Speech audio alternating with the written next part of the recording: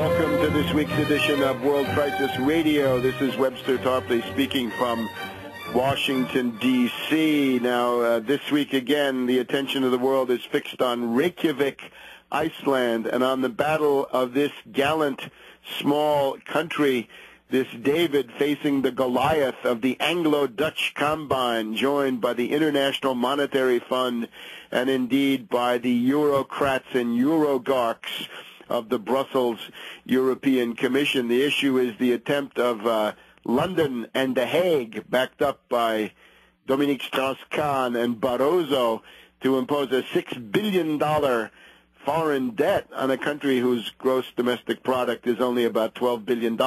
Last week we led with the electrifying news that Birgitta Jonsdottir, the courageous and admirable leader of the movement, a faction in the Icelandic parliament, had in a debate a week and a half ago called for a debt moratorium for Iceland. Iceland needs a debt moratorium, a debt stop, a debt freeze, a halt in all payments on principal and interest on foreign debt by Iceland vis-a-vis the Netherlands, vis-a-vis the British, and, well, take it from there. In addition, they've got, as Birgitta Jonsdottir said in her speech, to get the IMF out, that the IMF and the European Commission had been hostile to Iceland. Now, we're getting some more details. Unfortunately, not yet the complete speech, but that's still in the works, and we hope to get it for you next time. Another deputy of that same group, Thor Sari, S-A-A-R-I, another member of the Icelandic parliament, also a member of the movement faction, one of three in that parliamentary group, also called for a debt moratorium in the same debate.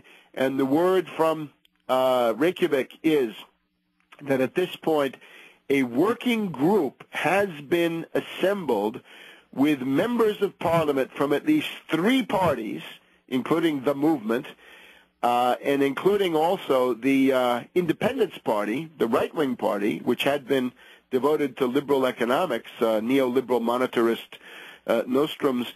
Will now be seen whether they're serious or not, but the word is that there's now at least the nucleus, the seed crystal of a cross-faction caucus, the Anti-International Monetary Fund caucus in the Icelandic parliament, which can lead the country into a decent future. So we'll have more of that next time as we get the full text of the speech. Now, we also devoted significant time last week to this Robert Fisk article about an international group that was apparently coordinating to relist all of the world's oil out of the dollar. Now, it's a complicated situation, as we pointed out, but maybe one way to clarify it is to look at the very interesting commentary by RIA Novosti and a very perspicacious commentator, Vlad Grinkovich, Grinkevich, at RIA Novosti, says a rumor reported by Robert Fisk in the London Independent created some panic in international financial markets. The Arab Gulf states allegedly talking to Russia, China, Japan, France to replace the U.S. dollar with a basket of currencies, including the Japanese yen, the Chinese yen, the euro, gold, and a new unified currency of the Gulf Cooperation Council. And this is an article where you got to read not so much the printed part, but between the lines.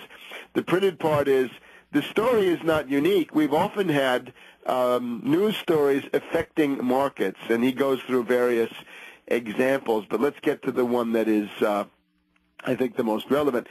Vlad Grinkovich writes, in 1992, famous financier George Soros initiated a bearish play to lower the British pound and won. The Bank of England withdrew their currency from the European exchange rate mechanism, devalued pound sterling by 33%, and Soros earned an estimated $1.1 billion in the process. You'll remember that. It was as if Soros had stolen, I think, 20 pounds from every man, woman, and child in the British Isles. This move, writes Grinkovich, made market analysts believe that Soros could manipulate the exchange rate single-handed, which was what he wanted. He said he would spare the Hungarian forint, but attack all others. Some analysts later blamed Soros for the Asian financial crisis of 1997. However, Grinkovich is also aware it's not just pure subjectivity. There is an objective side. One thing, he writes, that can be said about a financial market panic provoked by an unwitting or deliberate statement made by top officials and financiers, that the mistakes must be in tune with current trends to be believed. So what are we getting here? That the Fisk article may well have been a plant by Soros, seems to be the implication here. My, how interesting. We had all kinds of commentators around the world who immediately fell in line behind Robert Fisk, of course, who's a veteran British intelligence man, resident there in Beirut. He's part of the residual British intelligence presence left there. We saw Bill Engdahl, for example, on the Global Research of Canada, tagging right along in the wake of Fisk. More prudent, I think, to step back, as I tried to do, and said, look, there is obviously the need to replace the dollar as the world reserve currency.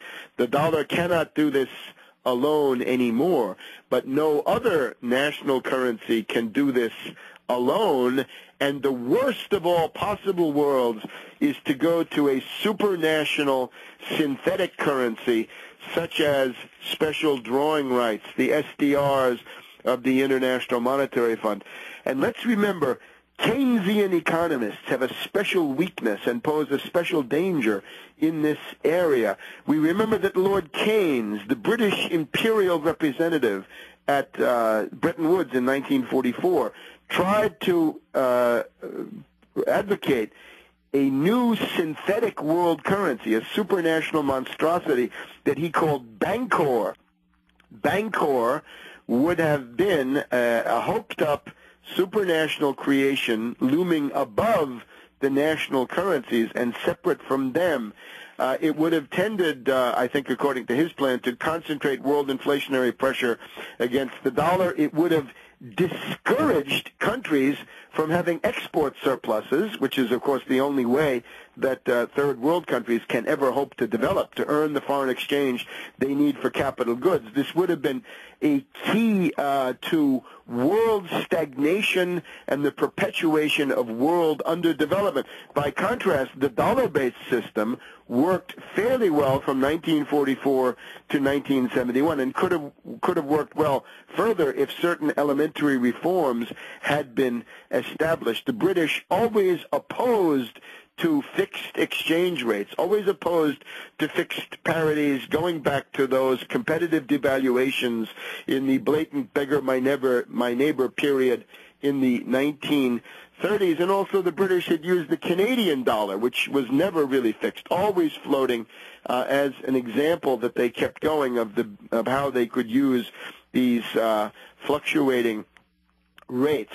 So interesting that RIA Novosti, in this article by Vlad Grinkovich, warns us, in effect, that many of these stories are planted. Remember, the British attempt is to get problems which may be real, to get in between the parties and to inflame and exacerbate, promote conflict among them.